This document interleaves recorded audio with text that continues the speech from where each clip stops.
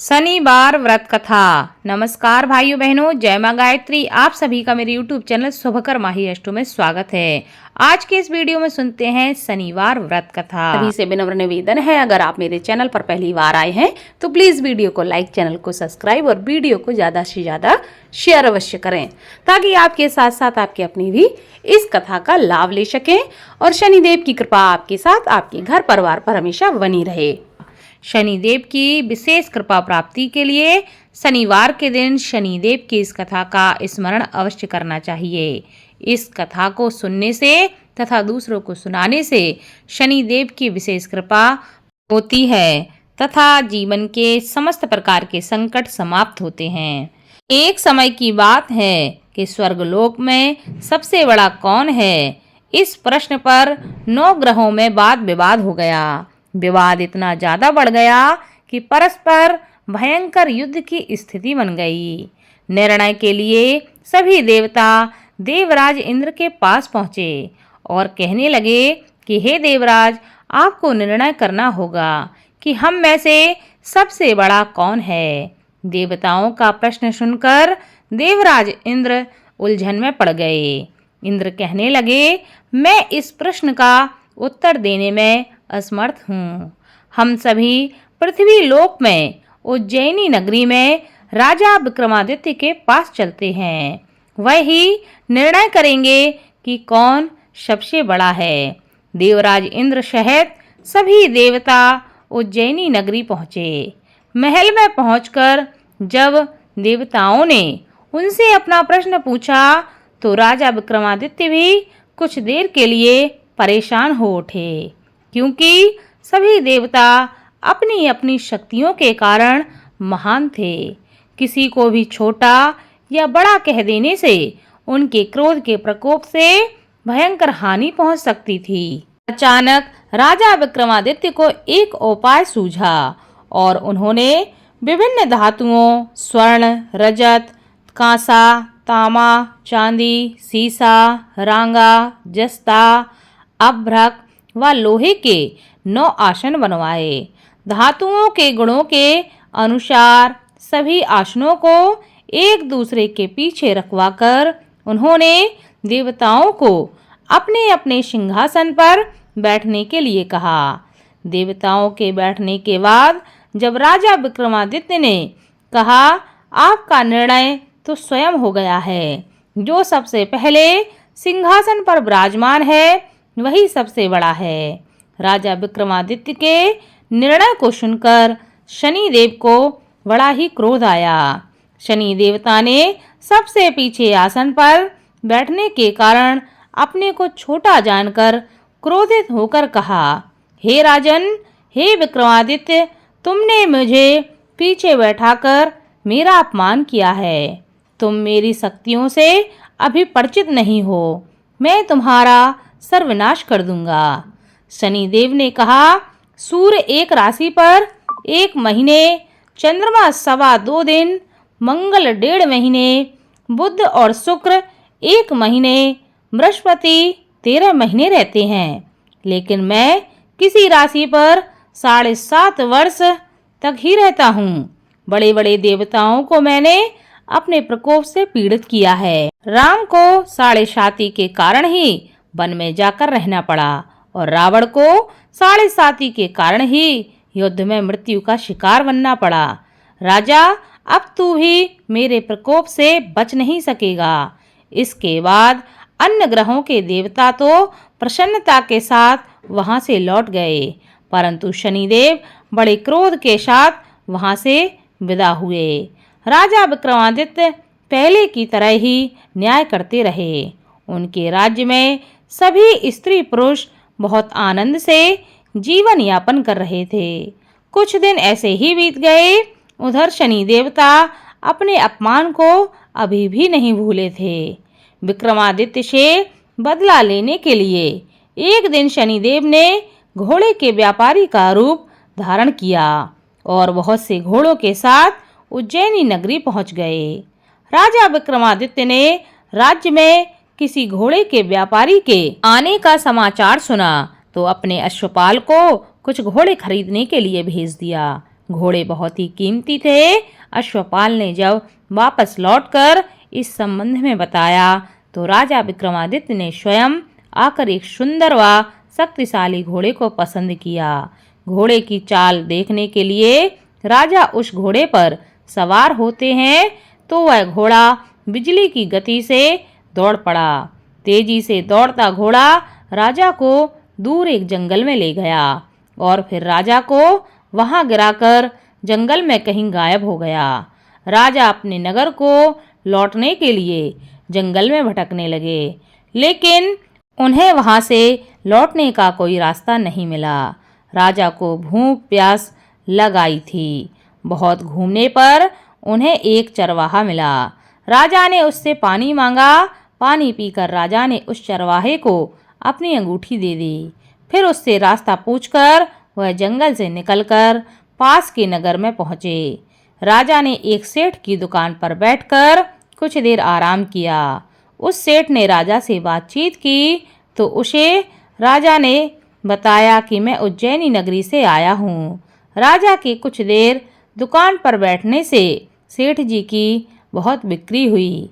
सेठ जी ने राजा को बहुत ही भाग्यवान समझा और खुश होकर उसे अपने घर के भोजन के लिए अपने घर पर ले आए। सेठ के घर में सोने का एक हार खूंटी पर लटका हुआ था। राजा को उस कमरे में छोड़कर सेठ कुछ देर के लिए बाहर चला गया।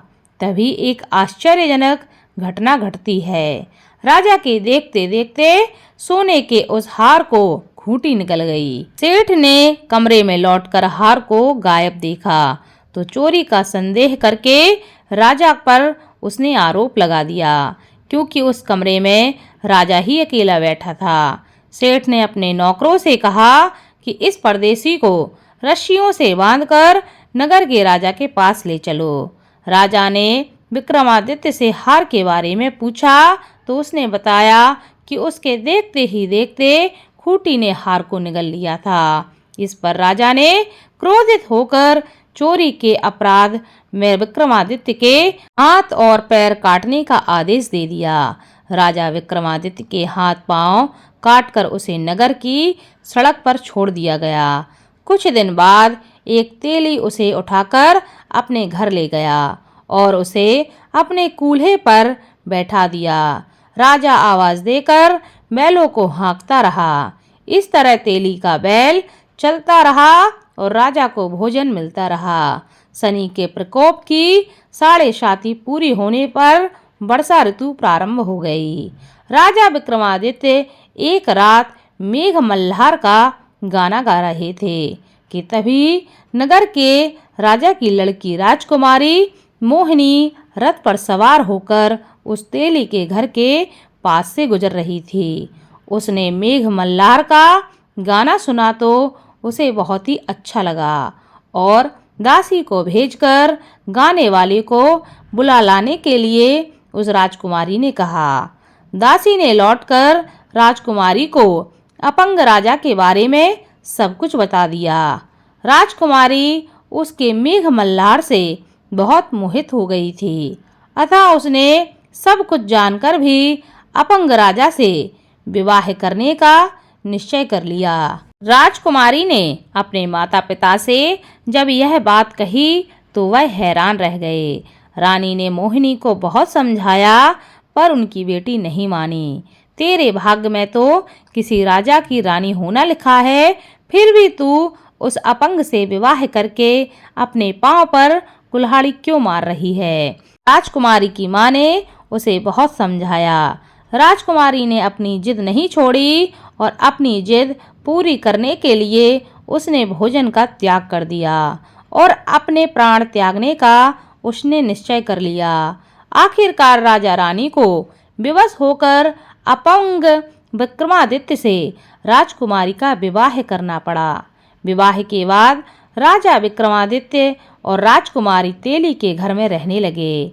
उसी रात स्वप्न में शनिदेव ने राजा से कहा, राजा तुमने मेरा प्रकोप देख लिया है, मैंने तुम्हें अपने अपमान का दंड दिया है। राजा ने शनिदेव से क्षमा करने के लिए कहा और प्रार्थना की कि हे शनिदेव, आपने जितना दुख मुझे दिया है अन्य किसी को ना देना।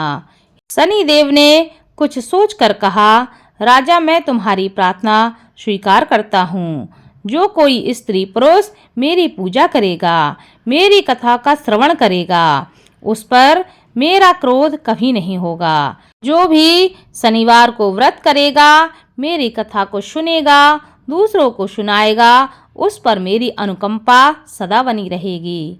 प्रातःकाल राजा विक्रमादित्य की नींद खुली तो वह देखते हैं कि उनके हाथ पैर वापस आ गए हैं। यह सब देखकर राजा की खुशी का ठिकाना न रहा। उसने मन ही मन शनिदेव को प्रणाम किया और राजकुमारी भी राजा के हाथ पांव सही सलामत देखकर आश्चर्य में डूब गई। तब राजा विक्रमादित्य ने अपना परिचय देते हुए शनिदेव के प्रकोप की सारी कथा रानी को सुनाई। सेठ को जब इस बात का पता चला तो वह दौड़ता हुआ तेली के घर पहुंचा और राजा के चरणों में गिरकर क्षमा मांगने लगा। राजा ने उसे क्षमा कर दिया, क्योंकि यह सब तो शनिदेव के प्रकोप के कारण हुआ था। सेठ राजा को अपने घर ले गया और उसे भोजन कराया। भोजन करते समय वहां एक आश्चर्यजनक घटना घटी।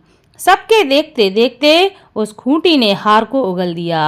सेठ जी ने अपनी बेटी का विवाह भी राजा के साथ कर दिया और बहुत सी स्वर्ण आभूषण देकर, धन आदि देकर राजा को वहां से विदा कर दिया।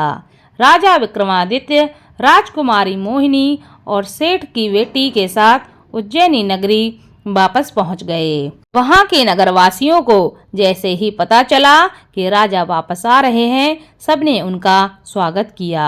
अगले दिन राजा विक्रमादित्य ने पूरे राज्य में घोषणा कराई कि शनिदेव सब देवों में सर्वश्रेष्ठ हैं। प्रत्येक स्त्री पुरुष को शनिवार के दिन उनका व्रत करना चाहिए, उनकी इस कथा को अवश्य सुनना चाहिए। ऐसा करने से उनकी कृपा हमेशा बनी रहती है। राजा विक्रमादित्य की घोषणा से शनिदेव बहुत ही प्रसन्न हुए और शनिवार का व्रत करने और व्रत कथा सुनने के कारण सभी लोगों की मनोकामनाएं शनिदेव पूरी करने लगे। शनिदेव की अनुकंपा से सबके मनोरथ पूर्ण होने लगे। सभी लोग आनंद पूर्वक अपना जीवन यापन करने लगे। बोलो शनिदेव की जय।